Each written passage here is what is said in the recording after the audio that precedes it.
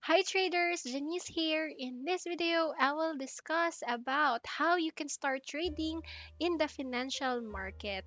And if you want to trade yung commodities like gold, silver, or you want to trade forex like Euro USD, GBPY pairs, and you want to trade pati Bitcoin, you can do that sa ating web terminal dito sa ating platform. So, how to do that? Yan, just log into your trading account and make sure na naka-activate yung account na gusto mong i-trade. So, kung gusto mong mag-trade sa real account, make sure na yun yung activated. Or if you want to try demo account, just click here in the upper right corner of your screen.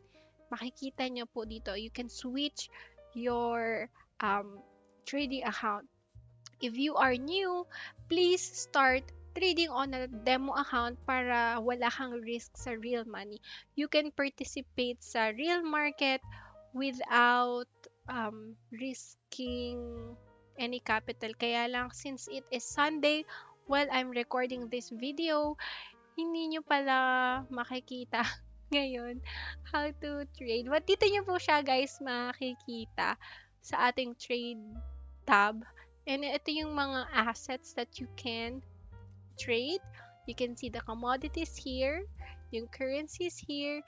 You can put a star para mapunta siya sa favorites tab. Yan yung mga gusto mong i-trade. Kapag ayaw mong makita naman, for example, ito, pwede mong i-remove yung star. And then, yan, dito makikita mo yung mga Nasdaq shares. Makikita mo rin yung mga stocks indices, yan. Nandito rin yung mga iba't ibang mga pairs na gusto mo or pwede mo i-participate sa market. So guys, sa trading, hindi natin na-own yung totoong currency dito or yung totoong gold dito.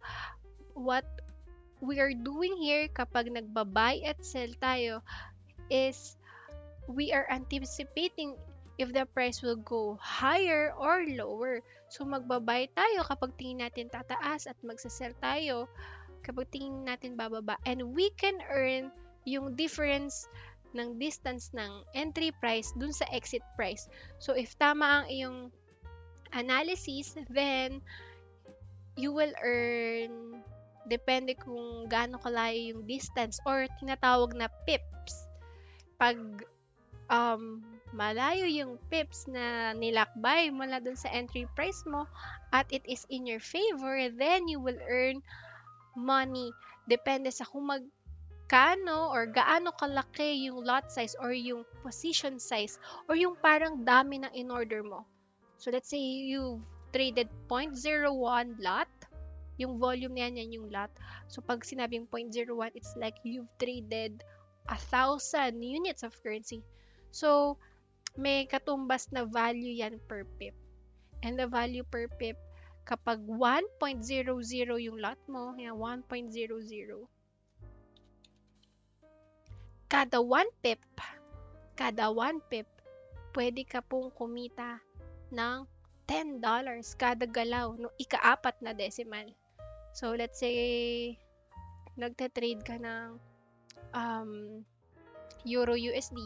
Kapag gumalaw lang itong 7 na to, naging 6, yung ikaapat na decimal, yan yung tinatawag na pip yung ika-fourth decimal sa FX pairs. Kikita ka ng $10 kapag lot size 1. Pero kapag 0.01 ang lot mo, ang pwede mong kitain ay